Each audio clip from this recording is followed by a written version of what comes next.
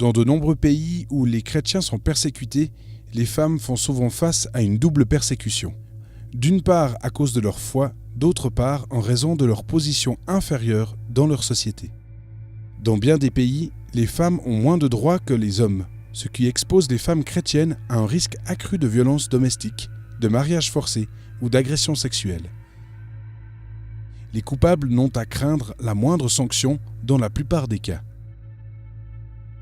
Il est vrai que les hommes sont plus souvent victimes de discrimination au travail et dans la société, jetés en prison et brutalement torturés ou contraints au service militaire contre leurs convictions chrétiennes ou encore recrutés par des groupes militants.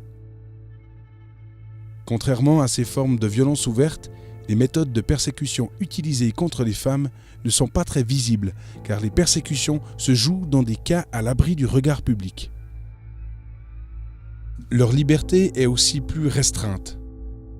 Dans certaines cultures, il est par exemple impensable qu'une femme quitte la maison sans être accompagnée d'un parent masculin.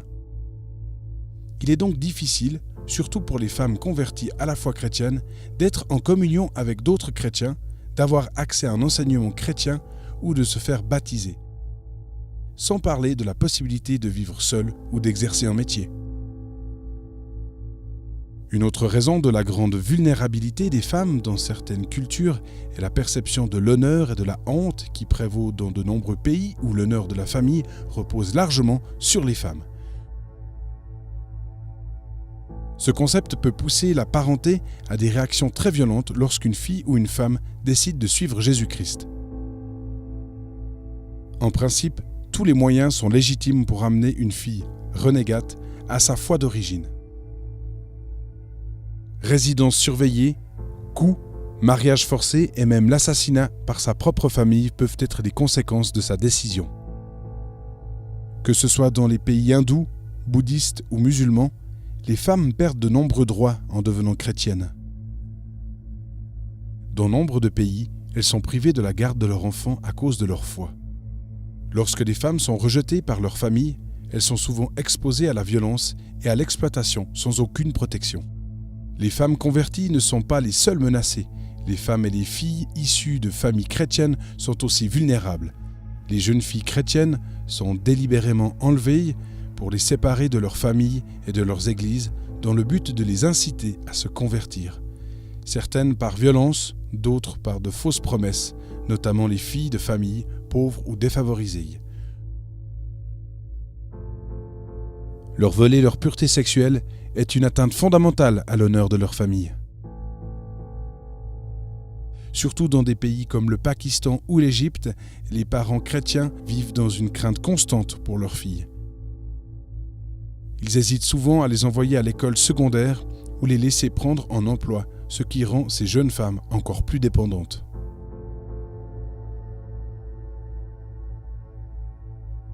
Les victimes de violences sexuelles sont souvent plongées dans la honte, rejetées, jugées et mises au banc de la société.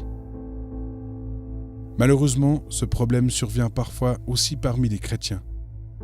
Si les hommes ayant été arrêtés et torturés à cause de leur foi en Jésus sont honorés comme des héros par leurs églises, certains s'éloignent des femmes et des filles victimes de violences sexuelles. En plus des conséquences physiques et psychologiques de l'abus, ces chrétiennes doivent alors faire face à la douleur d'être évitées par leurs proches et leurs anciens amis. Dans certains cas, elles se sentent même coupables de ce qu'elles ont subi. Ce traumatisme peut avoir des conséquences dévastatrices sur leur estime de soi, leur foi et la cohésion de la famille et de l'Église. Sans parler des conséquences graves comme les grossesses non désirées ou les maladies sexuellement transmises lors d'un viol.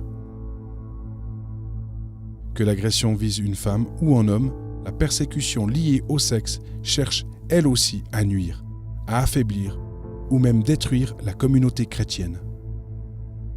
Ce ne sont jamais des individus qui sont seuls concernés, chaque agression affecte aussi d'autres membres du corps de Christ. Lorsque des hommes chrétiens sont emprisonnés ou tués, leurs familles subissent des conséquences dramatiques. Dans la plupart des pays où les chrétiens sont persécutés, ce sont les hommes qui subviennent aux besoins de la famille. Pour beaucoup de chrétiennes, la douleur d'être séparées de leur mari est alors aggravée par la détresse économique et elles sont encore plus vulnérables face aux hostilités. Dans le pire des cas, ces circonstances mènent à l'esclavage ou la prostitution forcée. Afin de renforcer les familles chrétiennes et les églises, Porte Ouverte organise des séminaires qui transmettent une compréhension biblique de la famille ainsi que la valeur et la position de la femme. Il favorise la prise de conscience des dangers inhérents à la perception liée au sexe et aide les chrétiens à faire face à ces épreuves terribles. Les collaborateurs et partenaires de Porte Ouverte offrent aussi un accompagnement post-traumatique. Priez pour les femmes de l'Église persécutée. Priez que Jésus les protège, console, fortifie et guérisse.